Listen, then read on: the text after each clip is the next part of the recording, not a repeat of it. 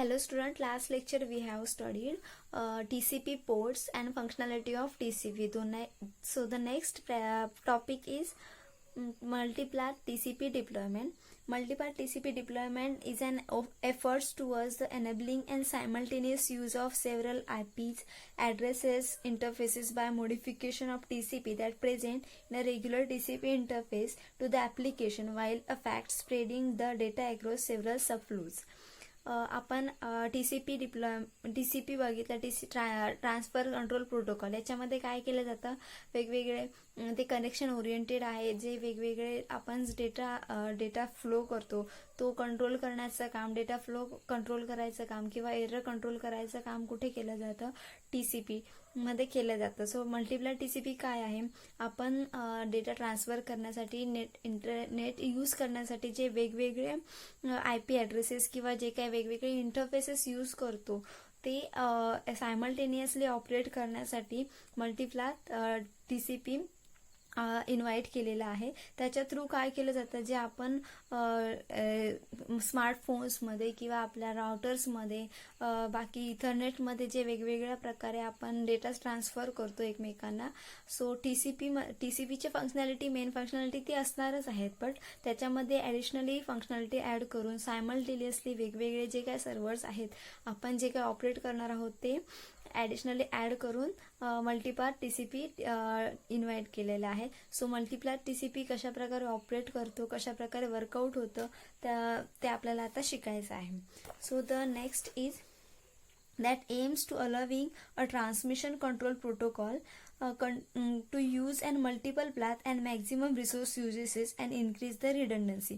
याच्यामुळे काय होतं की मल्टिप्लाथमुळे काय होतं, मॅक्झिमम रिसोर्स म्हणजे जे मॅक्झिमम रिसोर्सेस आहेत ते फाईल ट्रान्सफर किंवा आपला डेटा ट्रान्सफर करण्यासाठी यूज केला जातो. आणि त्याच्यामुळे काय रिडंडन्सी मीन्स व्हॉट, रिपिटेशन्स. आपला डेटा सपोज आपण काय फेल्युअर्सने एका काही आपण डेटा पाठवला आहे थ्रू आउट नेट युजिंग, तुम्ही आपला साधं मोबाईलचं नेट यूज करत असाल, तुम्ही डेटा पाठवला पण डेटा काही फेल्युअर्सने तुमचा डेटा गेलाच नाही आणि पुन्हा तो डेटा पाठवला आणि तो डेटा ऑलरेडी त्याच्याकडे एक्झिस्ट असला, मग ते काय झालं, रिडंडंट झाला. म्हणजे तो डेटा पुन्हा तोच डेटा सेम डेटा वेगवेगळ्या डिव्हाइसेसने सेंड केला, मग ते काय रिडंडंट झाला डेटा.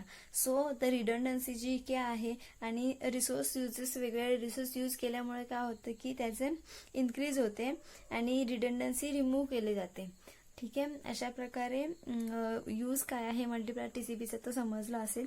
सो आता आपण त्याचा डिप्लॉयमेंट स्टडी करूया.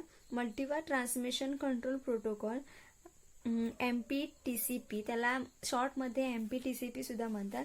Lead out in RFC 6027, that is the most up-to-date extension of Venerable Transmission Control Protocol. RFC 6027 का है, is automatically switch optical network routine protocol आहे. तो काय आहे, अप टू डेट एक्सटेन्शन आहे आपला TCP डिप्लॉयमेंटसाठी यूज केलेला. Up to date extension to the venerable transmission control protocol. Every transmission control protocol connection is known by the 4 tuple मध्ये काय स्टोअर केलेलं असतं बघा, source and the destination address and the supplier and the destination port. जे transmission protocol मध्ये आपण बघितले 4 tuples असतात, त्यामध्ये काय असतो, सोर्स अँड डेस्टिनेशन ॲड्रेस म्हणजे आपल्याला डेटा कुठून सेंड करायचा आहे आणि कोणाकडे सेंड करायचा आहे, तुझी इन्फॉर्मेशन असते ती 4 टपल मध्ये स्टोअर केलेली असते. And each packet happening to the presence connection carrying the 4 tuples. आणि त्या 4 टपल थ्रू तुमचे जे आहे तो डेटा पॅकेट्स ट्रान्समिट केले जाते. Transmission control protocol was design once the host had then one network interface and one information science addresses.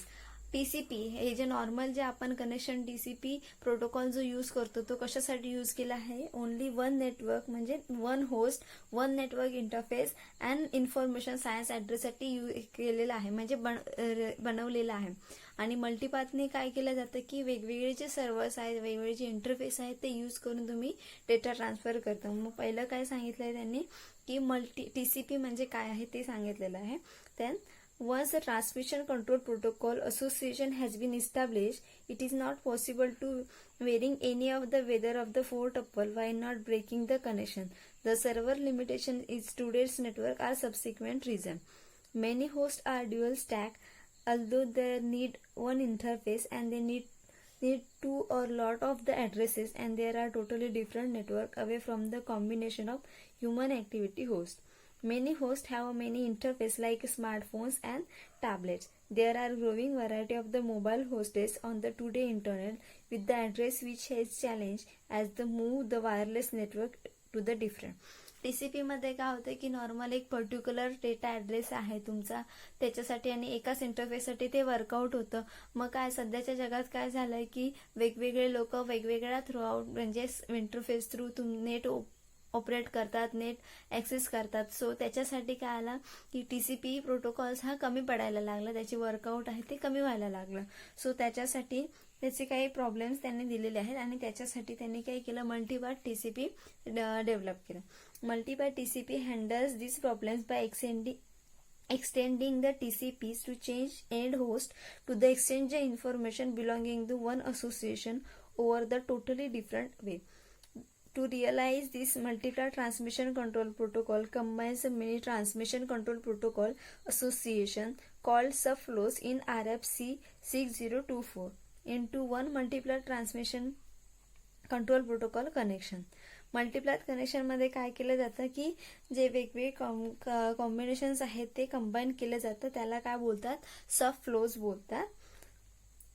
The primary sub flow starts with the triangle acknowledgement wearing similar to an every transmission control protocol association. The most destructive is the SYN packets contains the MP cables, possibility of negotiation, the utilization of multipath transmission control protocols and random keys. Once the primary subflows has been establishing, either the human activity host will be produces extra subs ensure any the own address towards the addresses of the remote host by causing an replacement. Such subflows will create at the termination at any time an incredible virtual for the mobile host. The information will be sent over the subflow that presently composed that multipath TCP connection. If subflows fails, all the information was transmitted over it that has not nevertheless been acknowledgement are going to retransmit over the different subflows.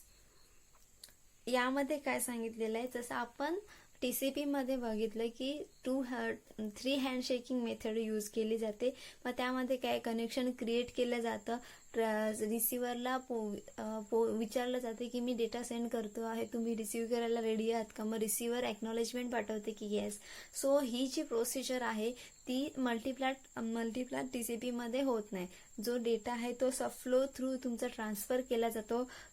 काही कारणास्तव जर तुमचा सबफ्लो जो fail झाला तर that not म्हणजे acknowledgement वगैरे काही पाठवली जात नाही की तुमचा सबफ्लोवरून जो डेटा जात आहे तो फेल झालेला आहे किंवा की तुम्ही रिट्रान्समिट करा. असं हे जे एक्नॉलेजमेंट TCP मध्ये नॉर्मल TCP मध्ये पाठवली जाते तशा प्रकारची एक्नॉलेजमेंट ही मल्टीपल TCP मध्ये पाठवली जात नाही.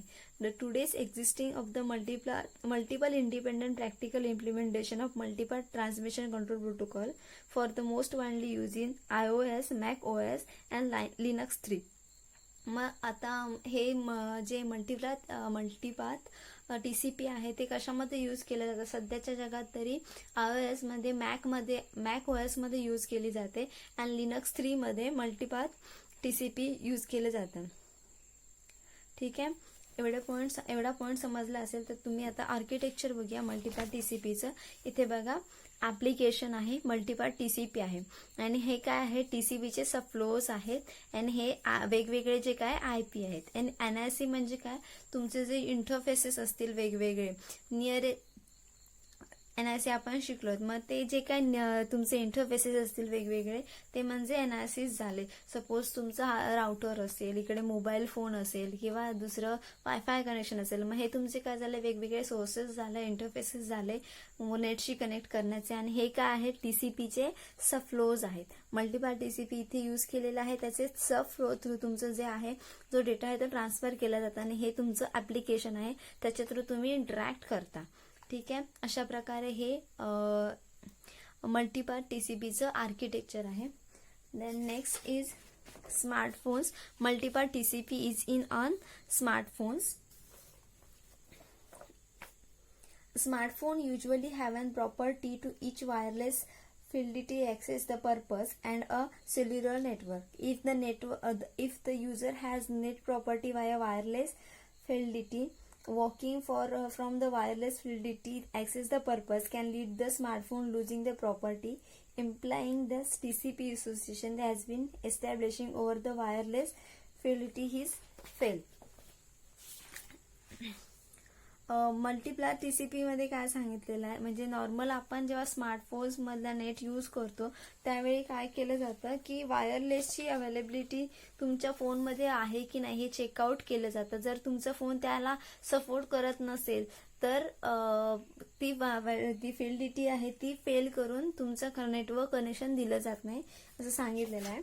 But in almost the advantage of the multipart TCP ability streamly work from the one interface to another, making the right candidate resolve this quite loses for property.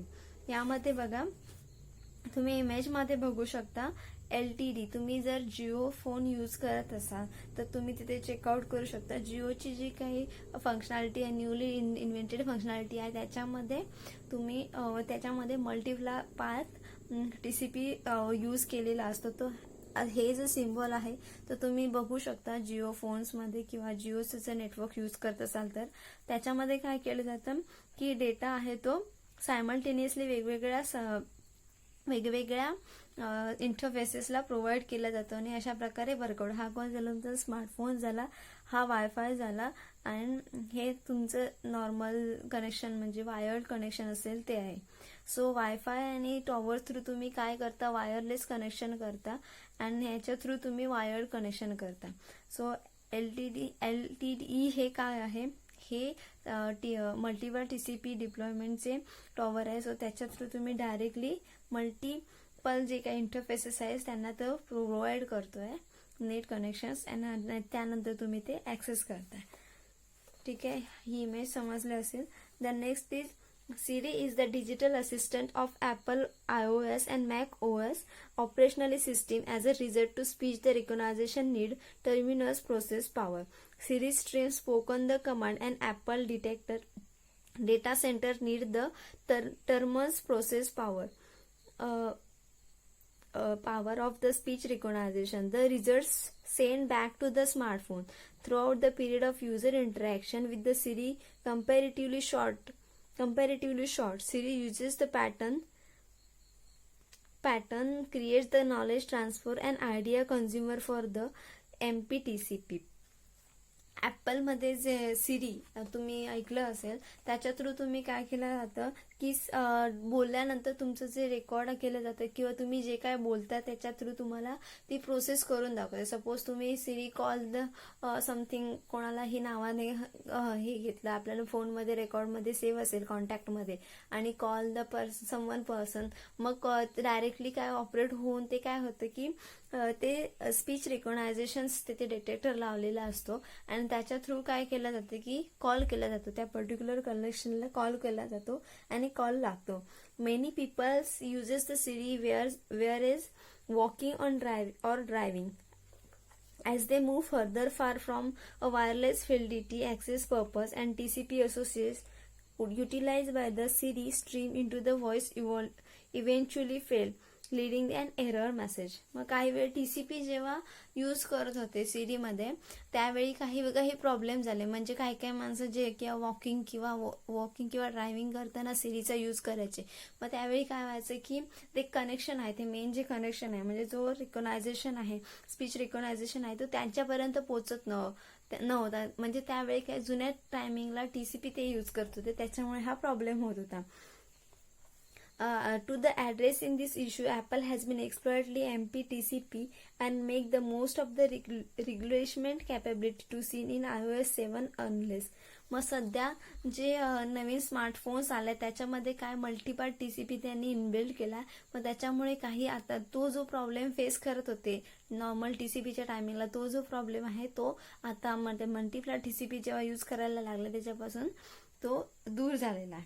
अशा प्रकारे स्मार्टफोन्समध्ये multipart TCP use केलेला आहे. For example घ्यायचं झालं तर iOS मध्ये म्हणजे Apple speech रेकॉग्नायझेशन सिरी.